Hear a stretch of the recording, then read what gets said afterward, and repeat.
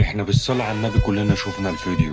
شفنا الاربع بني ادمين، للاسف نقول عليهم بني ادمين، اللي كانوا مع الاطفال في المدرسة الخاصة، وكلنا اتصدمنا. بس خليني اقول لك، الصدمة الحقيقية بجد مش في اللي شفناه، لا، في اللي محدش واخد باله منه. اهدى كده وخلينا انا وزلط نفهمك كل حاجة من اول السطر. يا باشا، لو دي مدرسة يبقى احنا في عالم مليون، ناقص يقولوا اكشن قبل ما يعملوا اللي عملوه ده.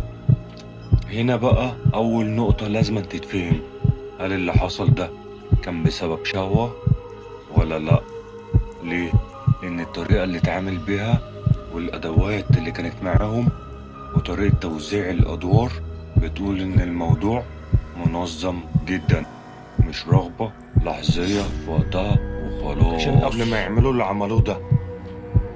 طب اسمع بس، اللي بيعمل حاجة بشهوة ما بيبقاش شايل ماسك، ما بيبقاش متقسمين على أربعة، واحد بيراقب، واحد بيهدد، واحد ماسك الطفل، واحد بيصور. المعنى ده إن ده انحراف، ده مش نشاط. حصل يا زلط، ونشاط من نوع الوحش أوي أوي أوي. تعالى بقى للماسك الاسود. الماسك ده مش موجود مع حد غير اللي داخل يعمل حاجة ومش عايز حد يتعرف عليه ولا يشوف وشه، وده بالمناسبة ما بيتباعش عند اي حد ومش موجود في اي حتة كده وخلاص، ده للمواقع التانية أوي. ده ماسك بنشوفه في الافلام الاباحية الرخيصة، وهي في تسجيلات الدارك ويب برضه للي عايز يشوفها، وده لوحده يحطك في حتة تانية خالص، انهم مش اول مرة يعملوا كده.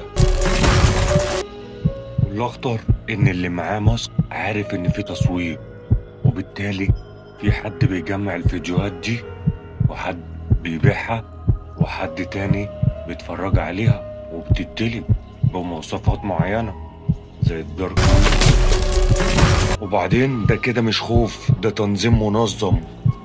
وفي نقطة أوي مهمة يا زلط، ازاي 4 أشخاص يدخلوا مدرسة ويتحركوا بحرية ويطلعوا من غير ما حد يلاحظ أي؟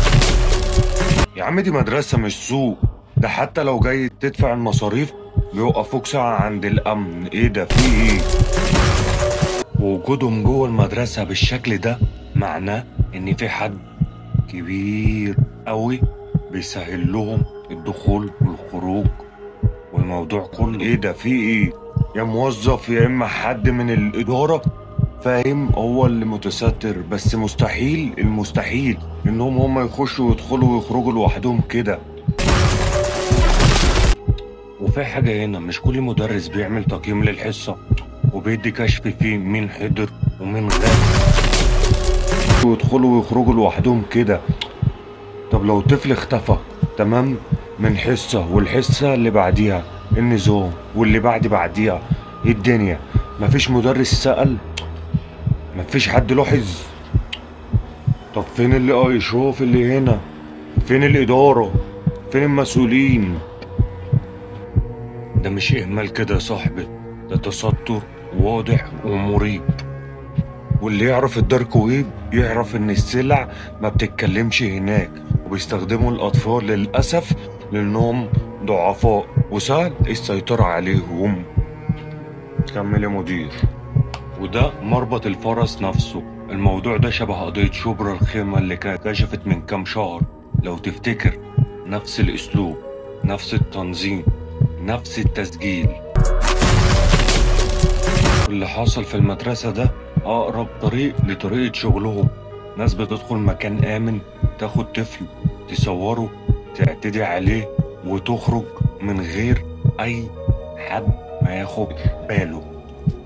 وكل ده في كام دقيقة شغل ما كانوش أول مرة يعملوه، ده بيترتب وبسرعة ومن غير ما حد ياخد باله في المدرسة كلها.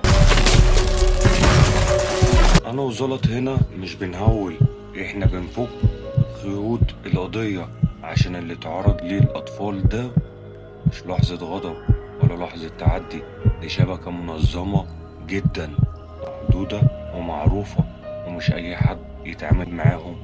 والأربعة دول استحالة يكونوا بيعملوا كل ده من نفسهم وبيتواصلوا بيه الدارك ويب مع نفسهم.